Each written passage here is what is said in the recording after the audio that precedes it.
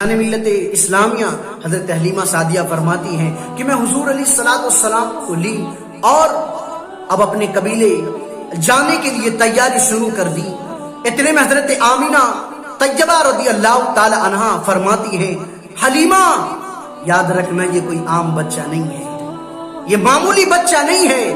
یہ بہت خاص ہے اور بہت جلد تجھے بھی یہ بات معلوم ہو جائے گی، یہ میرا بیٹا محمد صلی اللہ علیہ وسلم بہت خاص ہے۔ حضرت حلیمہ سعدیہ فرما رہی ہیں، اب دیکھیں حضور علیہ السلام کی برکت، حضرت حلیمہ سعدیہ رضی اللہ تعالی عنہ کے پستان میں دودھ اتر آیا۔ اب حال دیکھیں، حضرت حلیمہ سعدیہ رضی اللہ تعالی عنہ بیان کر رہی ہیں، اب جب میں حضور علیہ السلام کے ساتھ اپنی کمزور اور ناتوا، جس کے اندر طاقت ہی نہیں، بیمار تھی، اس اونٹنی کے پاس جاتی ہوں، اللہ اکبر، کیا دیکھتی ہوں، اس اونٹنی کے تھن میں دودھ بھی اتر آیا ہے، تھن دودھ سے بھرا ہوا ہے اور وہ اچھی ہو گئی، تندرست ہو گئی۔ میرے شوہر نے اس اونٹنی کا دودھ بھی اتارا، ہم نے، ہمارے بچوں نے سیراب ہو کر اسے پیا اور رات بھر سکون کی نیند لینے کے بعد صبح جب سفر کرنے لگے، اللہ اکبر، حضرت حلیمہ سعدیہ فرما رہی ہیں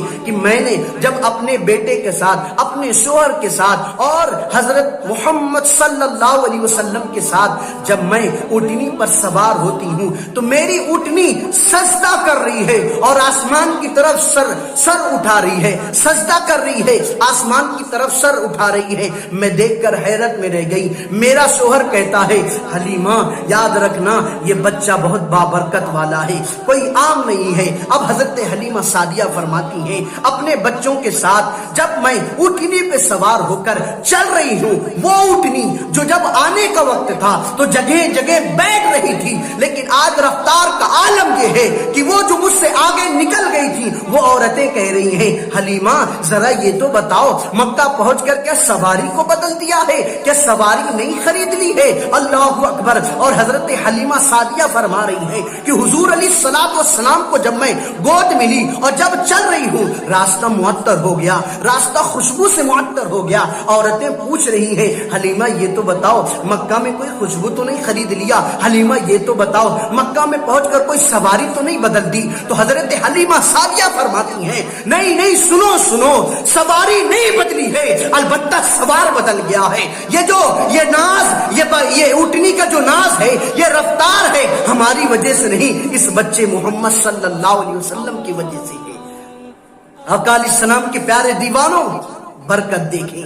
کہ اونٹنی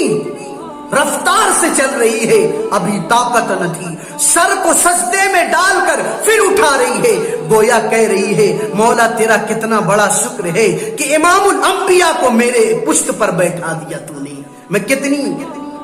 اور گویا یوں کہہ رہی ہوگی کہ میرا مقدر چمک گیا کہ میں تو مرنے کے دہلیز پر تھی، یعنی طاقت بھی ختم ہو گئی تھی، کچھ بھی نہیں تھا، میں بیکار تھی، لیکن مصطفیٰ کے صدقے اللہ نے مجھے طاقتور بنا دیا۔ آقا علیہ السلام کے پیارے دیوانوں، اب دیکھیں حضرت حلیمہ خود فرما رہی ہیں، اب جس جنگل سے سفر ہوتا، اس جنگل میں اگر کوئی جانور آتا تو کہتا ہٹو ہٹو، امام الانبیاء کی سواری آ رہی ہے۔ جانور کہہ رہے ہیں ہٹو ہٹو، راستہ دو، امام الانبیاء کی سواری آ رہی ہے۔ اور حضرت حلیمہ سعدیہ فرماتی ہیں، اگر جنگل میں